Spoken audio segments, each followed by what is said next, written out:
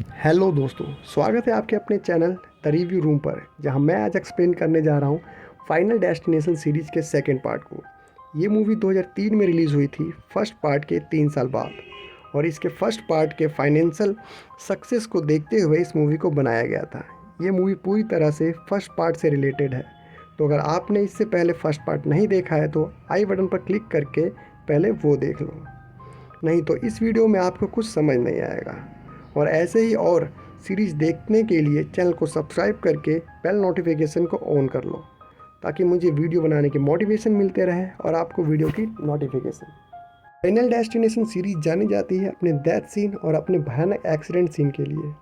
और इस मूवी का एक्सीडेंट सीन काफ़ी आइकॉनिक है। हर किसी ने वो सीन कहीं ना कहीं देखा होगा। तो चलते हैं बिना किसी देरी के मूवी की ओर।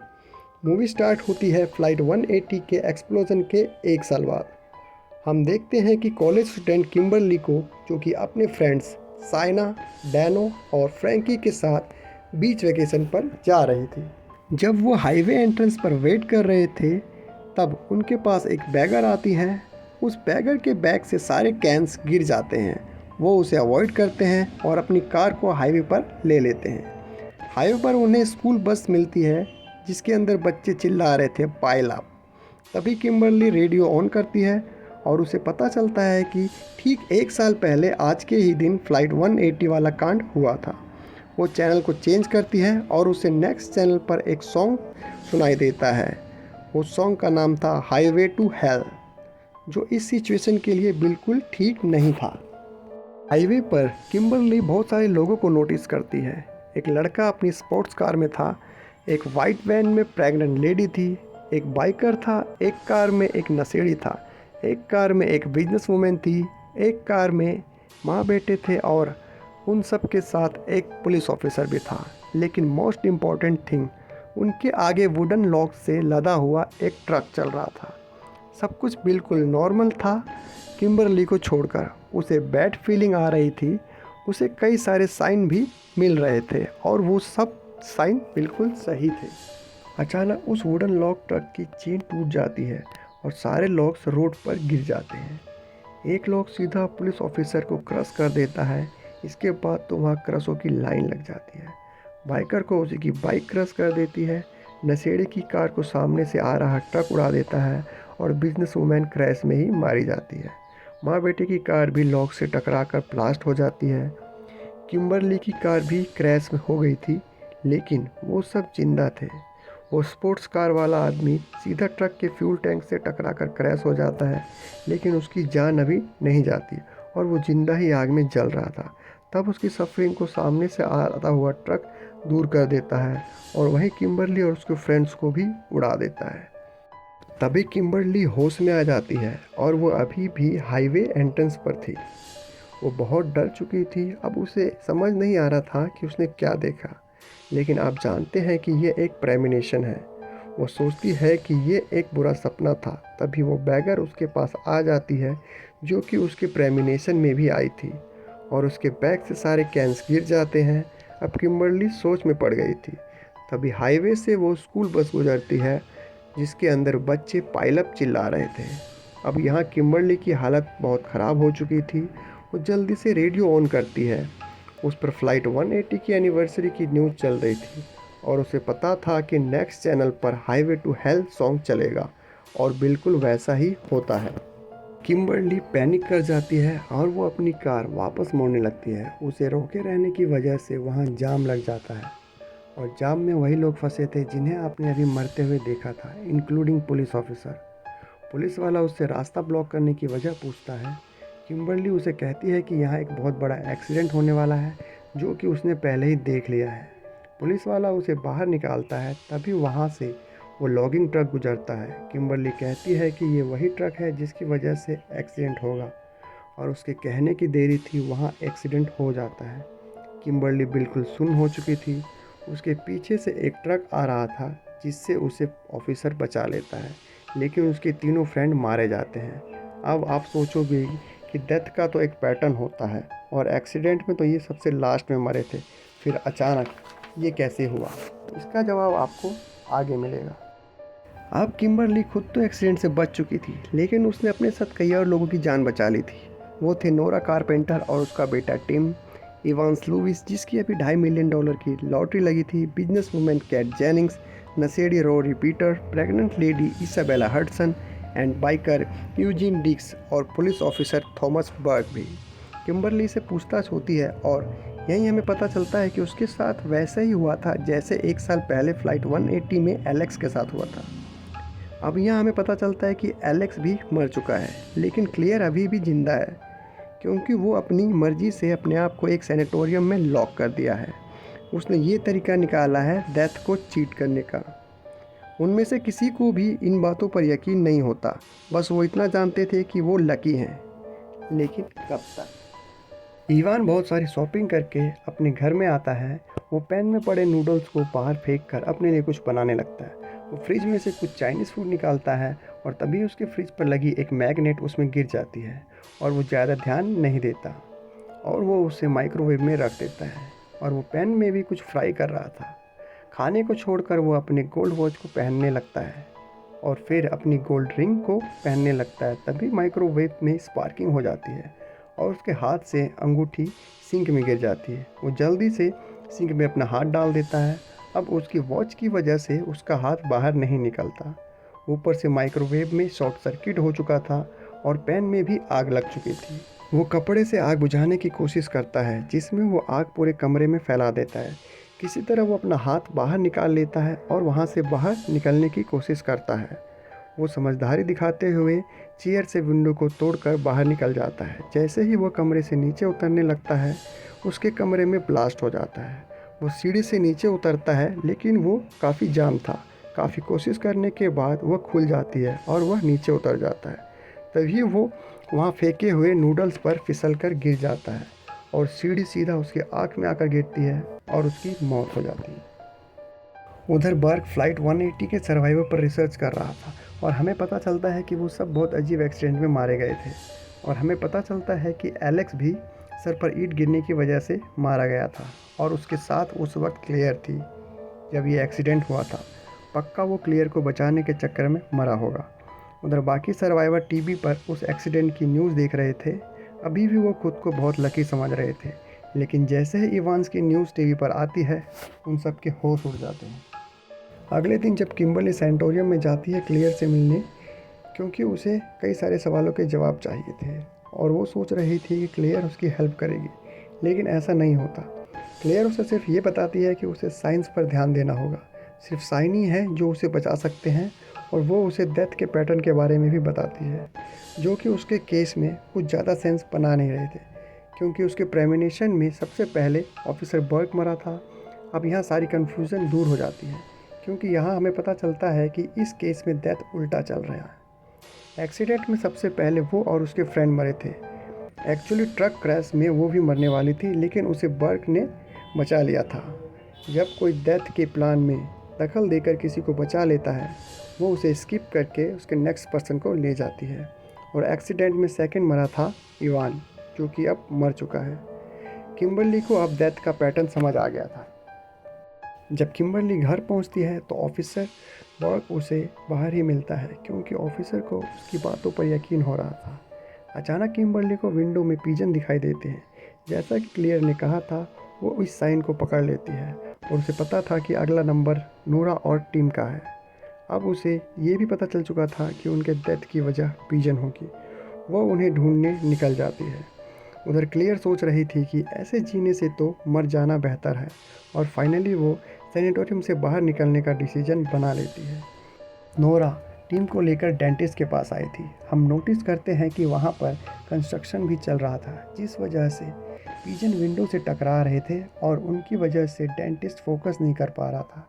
इसीलिए वो टीम को इंजेक्शन की बजाय लाफिंग गैस ब्रेथ करवाता है। वो अपना काम शुरू करता है, तभी एक पिजन वेटिंग रूम की विंडो से टकराकर अंदर आ जाती है। डेंटिस्ट टीम को छोड़कर चेक करने चला जाता है। उसके जाते ही ऑक्सीजन बंद हो जाती है और टीम सिर्फ लाफिंग गैस ब्रेथ कर रहा था और ऊपर से उसके मुंह में एक फिश टॉय गिर जाती है पूरी तरह से ऑक्सीजन बंद करने के लिए। मामला क्रिटिकल हो जाता है। तभी डेंटिस्ट की असिस्टेंट वहां आ पहुंचती है और टीम को बचा लेती है।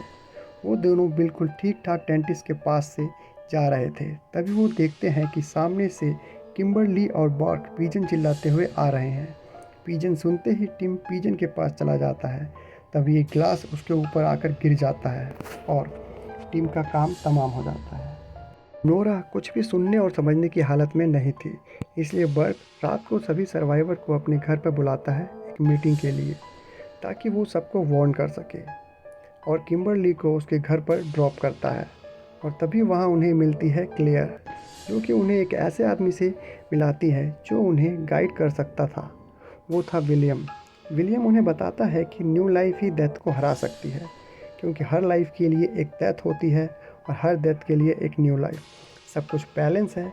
उसकी बातें सुनने के बाद वो अपना दिमाग दौड़ा रहे थे। तभी उन्हें याद आता है कि एक्सीडेंट में इसाबेला भी बच गई थी, जो कि प्रेग्नेंट थी और वाइट वैन चला रही थी। इसाबेला इंटरोगेशन के लिए नहीं आई थी। अब उन्हें न्यू लाइफ वाला कॉन्सेप्ट बिल्कुल क्लियर हो जाता है। उन्हें किसी भी हालत में इसाबेला के बच्चे को बचाना था। पार्क एक पुलिस वाला था, इसलिए इसाबेला को ढूंढना ज़्यादा मुश्किल नहीं होने वाला था। रात को सभी लोग पार्क के अपार्टमेंट में आते हैं और यहाँ हम देखते हैं कि उसकी बिल्डिंग की लिफ्ट के दरवाजे सही से काम नहीं कर रहे थे। प्लस जो म्यूज़िक लिफ्ट में बज रहा था वो जॉन डेनवर का वही सॉन्ग था जो हमेशा डेथ के आने से पहले बजता है। वो सब इकट्ठा होते हैं और क्लेयर उन्हें बताती है कि नेक्स्ट नंबर नूरा का है। अगर उन्हें बचना है तो साइन पर ध्यान देना होगा। लेकिन यूजीन और नोरा को उनकी बातों पर यकीन नहीं होता और वो दोनों वहाँ से चले जाते हैं। उनके जाते ही रोरी को साइन दिखाई देता है, जिसे वो पकड़ लेता है। उसे शैडो में एक आदमी दिखता है जिसके हाथों में हुक्स होती है, और वो आदमी लिफ्ट में उन दोनों के साथ था। क्लेयर जैसे ही नोरा को कॉल करती है, अचानक नोरा के हाथ से फ़ोन नीचे गिर जाता है और वो उसे उठाने के लिए नीचे झुकती है। तभी एक हुक उसके कपड़ों में फंस जाता है, और जैसे ही उसे पता चलता है कि एक हुक वाला आदमी उसे मारने वाला है, वो पैनिक कर जाती है। वो लिफ्ट से बाहर भागने की कोशिश करती है, लेकिन उस लिफ्ट के दरवाजे ख़राब थे और वो अचानक बंद हो जाते हैं और नोरा का सर उसमें फंस जाता है। किम और क्लियर उसकी मदद के लिए आते हैं, मगर वो भी कुछ कर नहीं पाते और नोरा का सर धड़ से अलग हो जाता है। बर्क को रिपोर्ट मिलती है कि इसाबेला को ढूंढ लिया गया है और वो सब वहाँ जाने लगते हैं। तभी यूजीन का दिमाग ख़राब हो जाता है, बिल्कुल कार्टर की तरह, और वो खुद को गोली मारने लगता है। गोली नहीं चलती, जबकि पूरी गन लोडेड थी, और ऐसा इसलिए होता है क्योंकि मरने की बारी उसकी नहीं थी। वो सब पुलिस स्टेशन जाने लगते हैं इसाबेला से मिलने के लिए। तब इसाबेला को लेबर पेन शुरू हो जाता है और ऑफिसर उसे उसी की वैन में बिठाकर हॉस्पिटल के लिए निकल जाता है। इधर वो सब बातें कर रहे थे, तब उन्हें पता चलता है कि वो सब पहले भी डेथ से बच चुके हैं। पिछले साल यूजीन के स्कूल का एक स्टूडेंट नाइफ लिए हुए स्कूल आता है और एक टीचर को मार देता है। वो टीचर यूजीन होने वाला था, लेकिन वो 2 दिन पहले उसका ट्रांसफ़र हो गया था। जो टीचर उसकी जगह लेने वाली थी वो थी मिस ल्यूटन। ऐसे ही पिछले साल बर्क अपने पार्टनर के साथ एक क्राइम सीन पर जा रहा था, पर तभी अचानक उसे एक ट्रेन एक्सीडेंट वाली जगह पर जाना पड़ता है और उस रात उसके पार्टनर की मौत हो जाती है। ट्रेन से जिसका एक्सीडेंट हुआ था उसका नाम था बिली। पिछले साल मई में किम को एक होटल में रुकना था। उस होटल में रात को सब गैस लीकेज के कारण मारे गए थे, लेकिन किम बच गई थी। वो होटल तक पहुंच नहीं पाई थी। रास्ते में उसकी बस ने एक लड़की को उड़ा दिया था। वो लड़की थी टेरी। पेरिस में लास्ट ईयर एक थिएटर ढह गया था जिसमें कई लोग मारे गए थे। रोरी को भी उस थिएटर में जाना था, लेकिन वो नहीं जा पाया क्योंकि रास्ते में एक लड़के को साइन बोर्ड ने उड़ा दिया था। वो लड़का था कार्टर। एक दिन किम्बरली अपनी मॉम के साथ मॉल जा रही थी। वो एक न्यूज़ देखने के लिए रुक गई थी जिसमें एक लड़के ने बाथरूम में फांसी लगा ली थी। इतने में कुछ गुंडे उसकी मॉम को मारकर चले गए थे और टीवी पर न्यूज़ चल रही थी टॉड की, यानी कि फ़्लाइट 180 के सर्वाइवर की डेथ की वजह से इनकी डेथ भी टल गई थी। इसलिए डेथ अपने अधूरे काम को पूरा कर रही थी ताकि फिर से सब कुछ नॉर्मल हो पाए। यानी कि अगर एलेक्स और बाकी लोग फ़्लाइट से ना उतरते तो ये सब अभी तक ज़िंदा नहीं होते। तो दोस्तों, यहाँ पर आप सबकी कन्फ्यूज़न दूर हो गई होगी। ये सब इसाबेला के पास जा रहे थे और इसाबेला ही इनके पास आ जाती है। तभी किम के कार का टायर फट जाता है, जिससे उनका बैलेंस बिगड़ जाता है और कार सीधा एक फार्म में जाकर क्रैश हो जाती है। इसाबेला की वैन को कुछ नहीं हुआ था और उनके पास ज़्यादा टाइम नहीं था, इसीलिए ऑफिसर हॉस्पिटल की तरफ बढ़ जाता है। इधर इन लोगों को भी कोई चोट नहीं आई थी, सिर्फ यूजीन ही इंजर्ड था और किम कार में फंस चुकी थी। वहाँ एम्बुलेंस पहुँचती है और यूजीन को हॉस्पिटल भेज दिया जाता है। रोरी ब्रांड नाम के एक लड़के को वैन से टकराने से बचा लेता है और वही न्यूज़ वैन एक रॉक से टकराती है और उसके फ्यूल टैंक में लीक होने लगता है। इमरजेंसी टीम किम के दरवाजे को तोड़ने की कोशिश कर रही थी। इसी कोशिश में उसका एयर बैग एक्टिव हो जाता है जिससे वो मारी जाती है और उसके हाथ से जो सिगरेट नीचे गिरती है वो उस फ्यूल टैंक में आग लगा देती है, जिससे वो न्यूज़ वैन ब्लास्ट हो जाती है। उसके ब्लास्ट होने की वजह से एक फिंस रोरी के 2 टुकड़े कर देती है और वहाँ बचे थे सिर्फ बर्क, किम्बरली और क्लेयर। वो तीनों हॉस्पिटल जाते हैं। हॉस्पिटल जाते हुए किम्बरली को एक विज़न आता है कि क्लार्जन नाम की डॉक्टर इसाबेला को मार देगी। वो जल्दी से वहाँ हॉस्पिटल पहुँचते हैं। क्लेयर यूजीन के पास जाती है और वो दोनों इसाबेला के पास जाते हैं। यूजीन की बारी भी आ चुकी थी। उसकी ऑक्सीजन सिलेंडर की पाइप निकल चुकी थी जब उन दोनों को डॉक्टर क्लार्जन मिल जाती है और वो उसे रोक लेते हैं। इतने में इसाबेला की डिलीवरी हो जाती है। वो दोनों बहुत खुश थे क्योंकि अब वो बच चुके थे और वो ये खुशखबरी जाकर क्लेयर को सुनाते हैं। तभी फिर से किम्बरली को एक विज़न आता है और उसे पता चलता है कि इसाबेला उस एक्सीडेंट में मरने ही वाली नहीं थी, यानी कि उन्होंने कुछ भी नहीं बदला। क्लेयर जल्दी से यूजीन के पास जाती है। जैसे ही वो दरवाज़ा खोलती है वहाँ एक्सप्लोजन हो जाता है और क्लेयर और यूजीन दोनों मारे जाते हैं। किम्बरली को समझ में आ चुका था कि उसके विज़न में कोई और नहीं बल्कि वो खुद दिखाई दे रही थी। उसे समझ में आ जाता है कि अब उसे क्या करना है। वो वहाँ की एम्बुलेंस को लेकर सीधा लेक में कूद जाती है और उसके पीछे पीछे बर्क भी कूद जाता है। वो किम्बरली को बचाने की पूरी कोशिश करता है लेकिन बहुत देर हो जाती है। उसकी सांसें अब रुक चुकी थी। किम्बरली की आंखों के आगे अंधेरा छा चुका था, लेकिन वो दोबारा होश में आ जाती है और सामने उसे दिखाई देती है डॉक्टर क्लार्जन, जिसने उसे एक न्यू लाइफ दी थी। तो न्यू लाइफ ने डेथ को रोक लिया था। अब वो दोनों आराम से जी सकते थे। इसके बाद हमें कुछ दिन बाद का सीन दिखाया जाता है जब वो दोनों गिबन्स फार्म पर लंच करने गए हुए थे। वहाँ उन्हें पता चलता है कि उनके दोस्त रोरी ने मिस्टर गिबन्स के बेटे डैनियल की जान बचाई थी। ये सुनते ही वो परेशान हो जाते हैं क्योंकि उन्हें डेथ के रूल के बारे में पता था। तभी उनका बारबेक्यू ब्लास्ट हो जाता है और ब्रायन को डेथ ले जाती है और यहाँ ये मूवी ख़त्म हो जाती है। तो दोस्तों, आई होप आपको मूवी अच्छी लगी होगी और मैं कुछ कहना चाहता हूँ। कुछ लोग कहते हैं कि इस तरह की सीरीज़ में स्टोरी सेम होती है। ऐसा बिल्कुल भी नहीं है। अगर सारी मूवी में एक्सीडेंट है तो इसका ये मतलब नहीं है कि सभी की स्टोरी सेम होगी। हर एक मूवी में कई सारे रेफरेंस और छोटे छोटे डिटेल हैं जिसे लिखने में ना जाने कितने दिन लग गए होंगे राइटर को।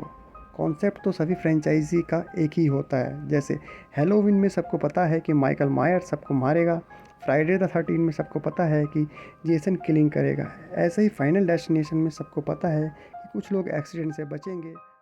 तो इस मूवी का बजट था $26 मिलियन और इस मूवी ने कमाई की थी $90.4 मिलियन की, जो कि इसे इस फ्रेंचाइजी की लोएस्ट ग्रॉसिंग फिल्म बनाती है।